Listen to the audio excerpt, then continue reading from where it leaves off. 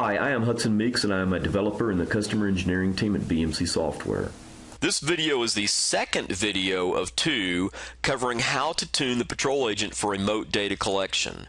The configuration discussed in this video applies to patrol agents that are dedicated to collecting large amounts of data from multiple nodes that are managed remotely. If you have not already viewed the first video covering patrol agent tuning for remote collection, please do before viewing this video.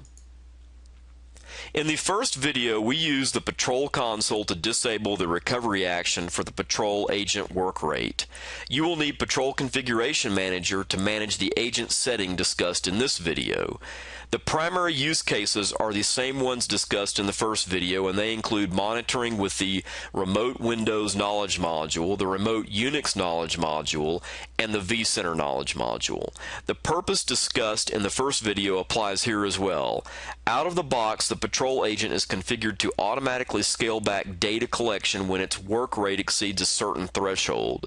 This is to ensure the agent does not consume excessive resources when other processes such as application code and database applications on the managed node need those resources.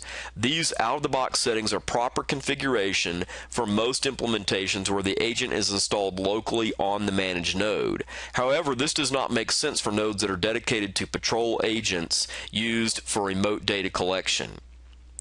If an agent doing remote data collection is left with the default settings, the agent will most likely slip its data collection schedule and data points will be missed.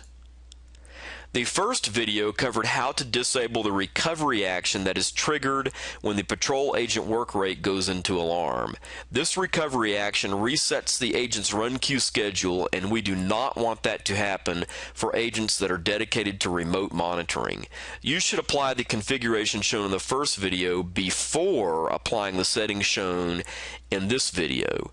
This video shows how to set the agent's run queue schedule properly for an agent that is dedicated to remote monitoring. Okay, let's take a look at the product. Here in Patrol Configuration Manager, we have a target agent that is intended to be used for remote monitoring. In order to change the agent setting value for the run queue schedule, we'll need to right-click on this managed node, go to Configuration, and choose Get with Defaults. Unless you've already changed this, the value will only be stored in the default settings and not in a general get. So if we click Get with Defaults, it'll run out there and grab my default settings as well as all of the other configuration changes that have been made to this agent. We'll click OK, and then we can drill down in the PCM folder here under Backup and find our managed node, expand it, choose the last data set that we just got, data set regarding the configuration that is, and right click up here at the top, choose search, and enter the string just simply run queue. We'll find what we're looking for here. If we click OK there, we now see a number of different settings. The setting that we care about for run queue schedule policy is the one here at the bottom, and what we want to do at this point is save this as a rule set. So we'll save that selection. I'll just call it run queue and tag the word remote on the end of this. Go ahead and save that, click OK, minimize our list, and now we see the run queue rule set that I created here. Remote meaning the setting we want for remote agents. Agents that are doing remote monitoring, that is. If we double click on this guy, we can edit it, and the value we want to enter here is the value of 2. Now you can read more about this particular value and other values available for this particular agent setting in the Agent Configuration and Administration Manual. We'll go ahead and save this, which it's actually already saved. We can also save it to the file up there to make sure that it's actually saved to disk, and now we can drag and drop this and apply it to the agent.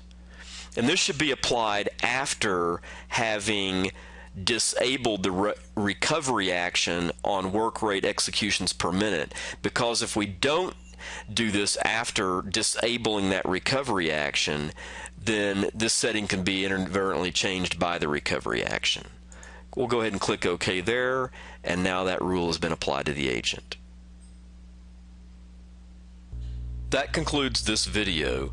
Thank you for watching the video and thank you for using BMC products.